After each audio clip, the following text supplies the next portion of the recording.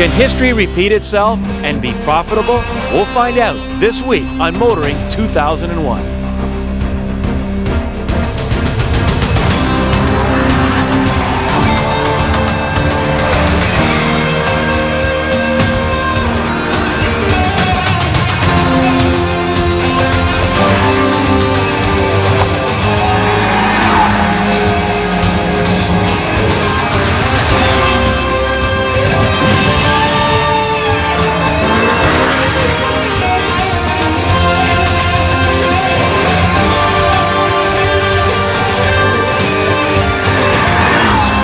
TSN's Motoring 2001 is brought to you by Quaker State Motor Oils, formulated for the vehicles you drive and the way you drive them. And Midas. Keep a good thing going. Go Midas. Here is a new benchmark in its class. Ladies and gentlemen, the Mini Cooper. Michael, come to me. Now we have to press the famous button. Well, it wasn't the most memorable unveiling at the Detroit Auto Show, but the message was clear. The Mini is back thanks to BMW. And you know, recently the company had what is known in the automotive world as a long lead. This is where journalists get to drive the vehicle for the first time. Well, this long lead was in Italy. And guess what? Yours truly and cameraman Pete McCallum did not get an invitation. But guess who did? That's right, Graham and Jim. And you know, I figured the boys would go over there, do some driving, sample a little of the local vino and spaghetti, and forget about us schleps back here at home. Well, not so. They actually did some work. So now let's head to Italy and join Motoring's favorite Italian stallion, Graham Fletcher. We're in Gubbio, Italy for the world launch of the new Mini. When Alex Isagonis penned the original, the idea was to bring family transportation in a box barely 10 feet long. BMW's goal is to create an original from that original using modern engineering and a little bit of good old-fashioned emotion. These new cars are sensational. The original Mini is basically an inspiration for the car. We had to keep as faithful to the original in terms of what that car represented to the people in the world. I mean, that's why we're designers. We have to come up with very new ways of interpreting things that probably have been done already in the past, but at the same time they have to look modern. And because this is such an icon, we want to create, as I said before, this genetic link. So we take things that make the Mini so unique in the marketplace and bring those through careful design work and looking at what's actually going to be coming out in the future and trying to take a step further than that so that we're the first there. One thing we stressed at the very beginning, this car should look like it's been done by a human hand. It's got to have that feeling that it's been sculpted and comes from within, for example. It's not something that's been helped with machines or anything like that. So we've really done a whole job of just basically really pushing the human side of designing the cars. Beneath the bonnet, the new Mini comes with a 115-horse inline-4 that's married to either a 5-speed manual gearbox or a new constant velocity transmission. As for the suspension, Mini uses traditional McPherson struts up front and the same multi-link suspension that supports the current 3 Series in back. The result is go-kart-like handling, or so says BMW. The large 15 or optional 16-inch tyres are of the run-flat variety. The base tyres use a pump and tyre sealant for emergencies. The larger tyres are self-supporting and as such are the better choice. Stopping power comes from 4-wheel disc brakes and a state-of-the-art anti-lock system. It's a very large car inside and in comparison to the outside package of the car. They did that by putting the wheels at the corners, turning the engine east-west, and enabling the passengers inside to have a lot more space than would be with a normal package, basically. Purely, I think the emotion of driving the car comes from having the wheels at the corners, making it a very dynamic and emotional car to drive. The round headlights, of course, the Mini has a very unique, emotional face. When you look at it, you want to attach yourself to it because, you know, it looks at you, you look at it, and you have a good vibe between each other. The original Mini also had a very distinctive rear end. It looks very squat, very wide on the roads, very powerful. It has what they call a cheeky look to it almost. Inside, the design speaks loudly to the original car, with the centrally mounted speedo, toggle switches and a tack that sits high on the steering column all being very reminiscent. However, from here on, this is a very different car featuring dual airbags, side bags and an optional head restraint, as well as a bunch of options that will make your head spin. Rain-sensing wipers, a nav system and full leather lead this lengthy list. Well, the Mini will say a lot of things because a lot of people remember the Mini. It was in Canada for 20 years. There's a number of people who are British car enthusiasts and who know of the car from the old days and, if you will, back home. There's a lot of people who look at it and just smile because it's a bit of a car that emotes some sort of emotion that makes you smile. This is a car that's really full of surprises, but I think the greatest surprise is that BMW is actually going to build it. I mean, it's not a BMW kind of car. It has a transverse engine, not a longitudinal. Front-wheel drive, not rear. But I think the real surprise for me is the styling. BMW has always pushed the envelope for avant-garde. This has got dollops of retro, and all from somebody else's DNA pool. While billed as a four-seater, the Mini should be viewed as a coupe with extra storage space as the trunk is on the small side. However, the split folding rear seats add greatly to the versatility of the hatchback design. The car also, though, will have a bit of a mischievous streak to it. As you can tell when you drive the car, it's aggressive, it's very agile, it's a quick, fun car.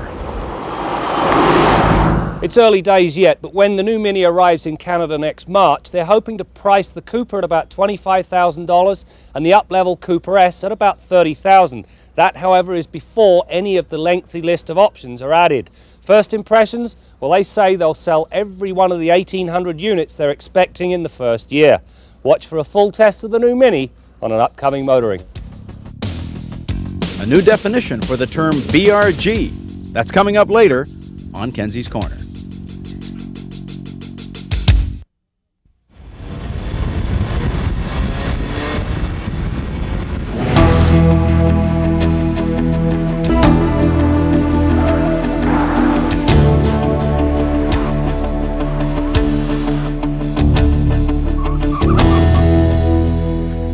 Even as the Trailblazer was hitting the showroom floor, it was making big news. But unfortunately for GM, it wasn't the type of news they wanted. After all, it was a recall, and it had to do with a bracket that holds the lower control arm and subsequently the wheel to the vehicle.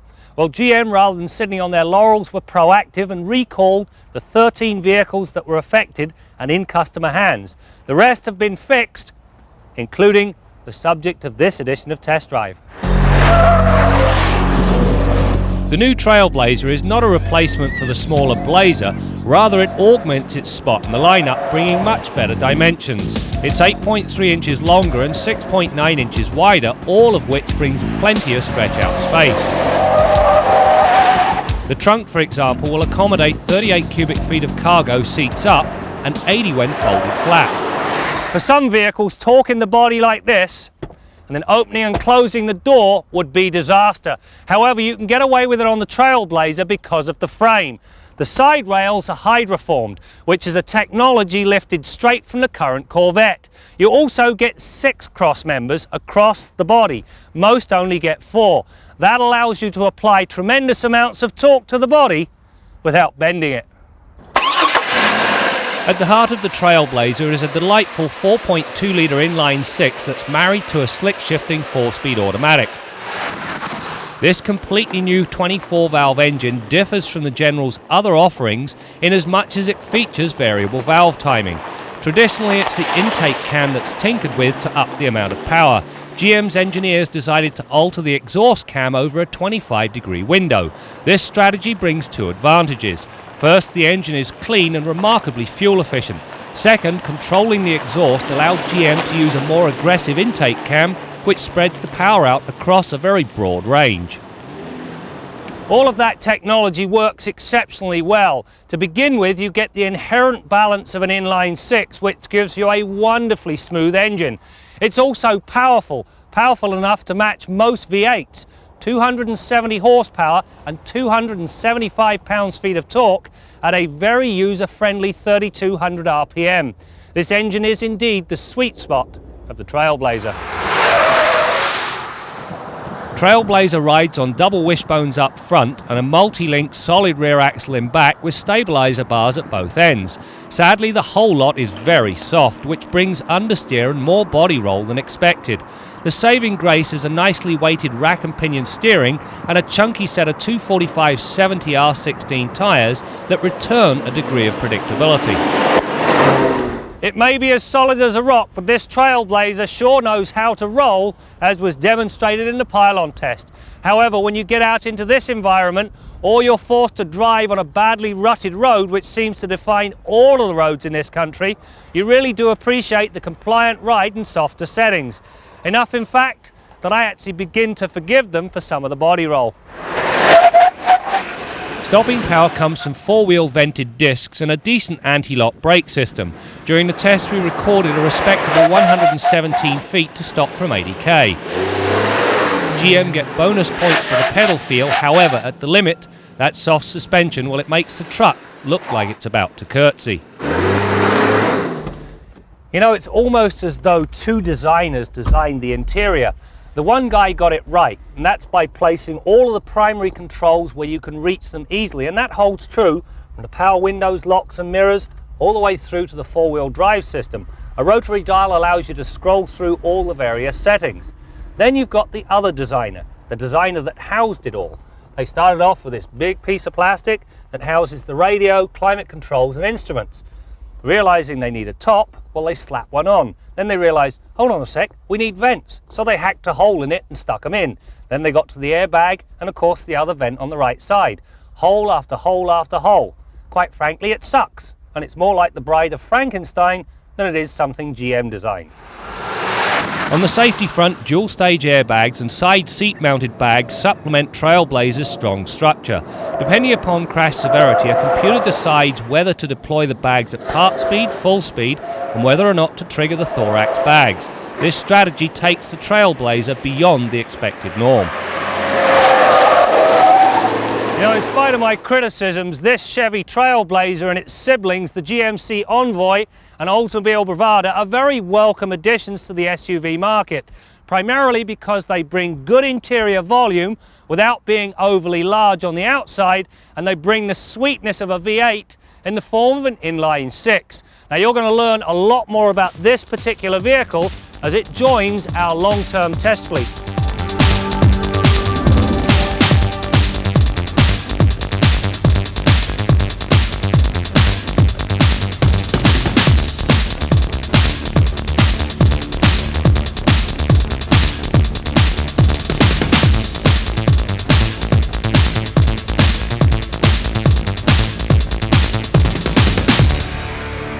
Our Midas tip of the week concerns side marker lamps. A lot of motorists are mistakenly under the impression that this little lens on the side of their vehicle represents a reflector. In most cases, however, this should be backlit with a bulb. Now, in a dark colored vehicle like this, you can see how pulling out of a driveway or a side street at night, this vehicle could be almost invisible when viewed from the side. However, when you turn the parking lamps on, you can see that the vehicle is clearly marked amber at the front and red at the back by these side marker lamps. Now, there's usually one or two screws, or in some cases the bulbs pop in from the back depending on the type of vehicle. On this one you can see that the bulb is just a quick turn deal to come out of the back of this lens after removing two little screws. A pretty easy replacement task for the average driver. Now, this bulb is like a 90-cent item. There's the replacement bulb right there. And a cheap bulb like this doesn't last forever. You'll quite often find cars with 2, 3, or all 4 of these burned out on the same vehicle.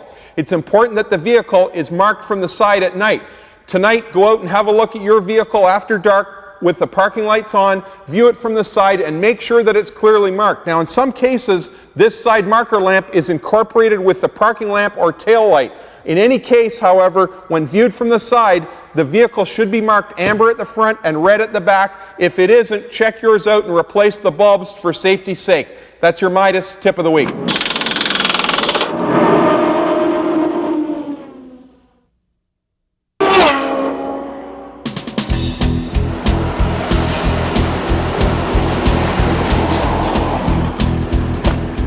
It's a 34 Ford, 3-window coupe, all steel body.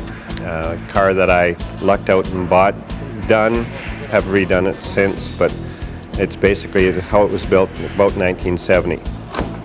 Stock body, that's about it. I guess stock, a little bit of stock frame, and Chevy powertrain, 350 Chevy, 4-speed, 8-inch Ford rear end. Comfortable car to drive, and it's a classic. It's one of the cars that doesn't get all muddy and dirty during the wintertime. It stays in the garage. Time to update our long-term Suzuki XL7. The vehicle is really a long wheelbase version of the Grand Vitara, which has proven a big success for the company. The extra length, among other things, allows the addition of a pair of seats in the very back. Our tester comes with the standard 2.7-liter V6 that pumps out 170 horsepower at 5,500 RPM. Only Hyundai's Santa Fe offers a V6 in this class. A 5-speed manual is also standard, but our vehicle comes with a smooth-shifting 4-speed automatic. Suzuki likes to brag about the fact that the XL7 is the only vehicle in this segment that actually seats 7. But what's the reality of putting 7 people in a vehicle like this? Well, that's one of the things we'll check out on a future update. All right, now let's head to the garage and join Bill Gardner. Well, Brad, you know, I just did the math, and I took my weight times 7 and looked in that Suzuki owner's manual, and you'd be over the gross vehicle weight if they were as big and ugly as I am. Anyhow, we've got some mail to answer this week from one of our viewers, Neil Van Caseel in Prince George, British Columbia. He's got an 86 Nissan 200 SX non-turbo. He says someone somewhere must have come across a high mileage vehicle, 300,000+ kilometers, that surges under acceleration. I recently had the car tuned up and timing belt changed. It ran fine for a few months. Now it is starting to surge again. Any thoughts? Yeah, Neil, I do have a couple of specific thoughts. We had a vehicle in just recently with a fairly common problem with high mileage fuel injected vehicles. It was a Ford Probe, which is the same as a Mazda MX-6. What this vehicle was doing was surging or stumbling badly when it was put in gear and accelerated. And what we found was the corrugated air intake hose between the air cleaner and the engine had a severe crack in it that would open up as the engine twisted on the engine mounts. Now, when the vehicle was in neutral, we could zip the throttle as quick as we wanted or rev it as high as we wanted, and the engine would just jump to life. Sit there and idle perfectly, but as soon as you put it into gear and put it under load, it would surge and stumble very badly. What we found was that in the bottom of one of these corrugations in this air intake hose, there was a crack that would open up as the engine moved on the mounts. Now, this hose is a pretty high quality unit, and it takes a lot of miles or a lot of years before it develops a crack like this, but it's something that you want to look for in your car because at 300,000 kilometers, it's certainly a good possibility.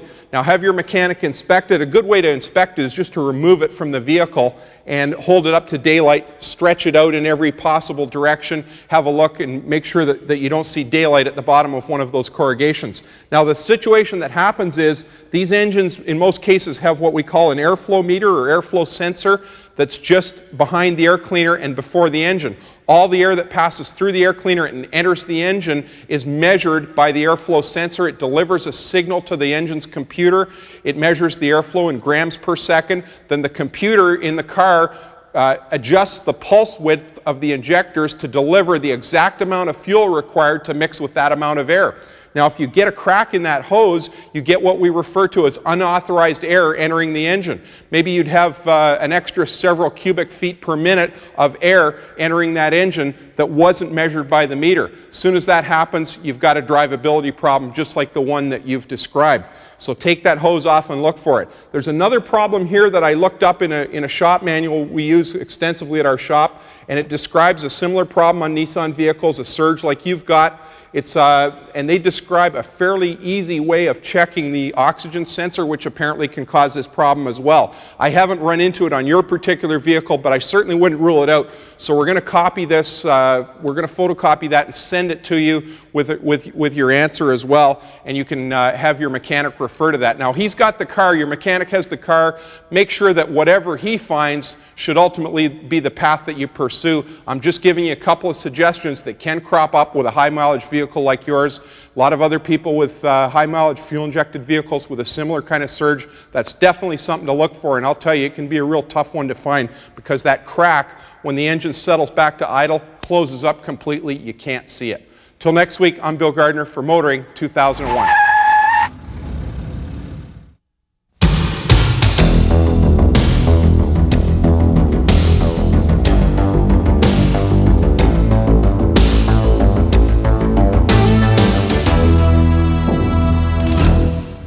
Behind every interesting new car, there's always an equally interesting story about its development.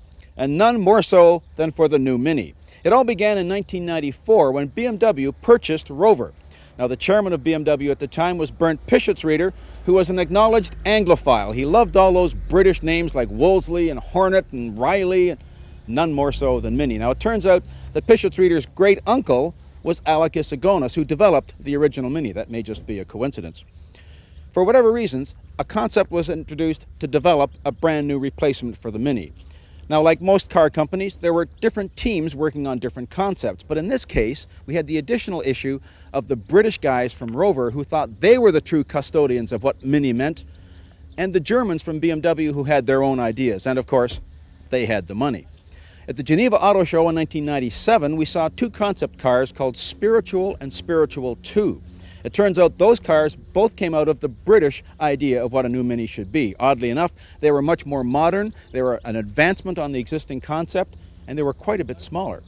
But BMW decided that they had to go with more of a retro look, pick up more of the design cues of the old car. It also had to be a larger car because it had to be safer, more equipment, more technology, and more price.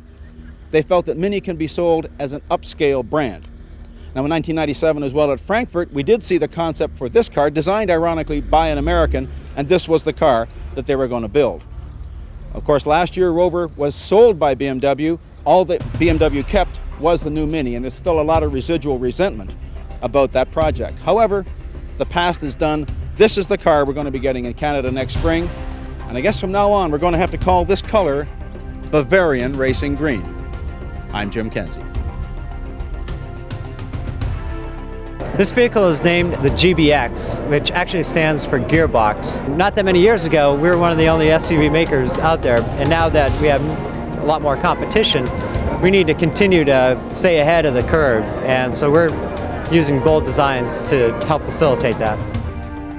Well, the boys are now back from Italy, and hey guys, thanks a lot for that bottle of wine. Not. Anyways, Gray mentioned earlier, we're going to do a full-out test drive on the new Mini as soon as we get our hands on it here in North America. And incidentally, next week, we're going to be out west in Calgary to check out the replacement for that old warrior, the Integra. That and much more as we continue to bring you more stories about cars and the people who drive them. TSN's Motoring 2001 has been brought to you by Quaker State Motor Oils, formulated for the vehicles you drive and the way you drive them. And Midas. Keep a good thing going. Go Midas.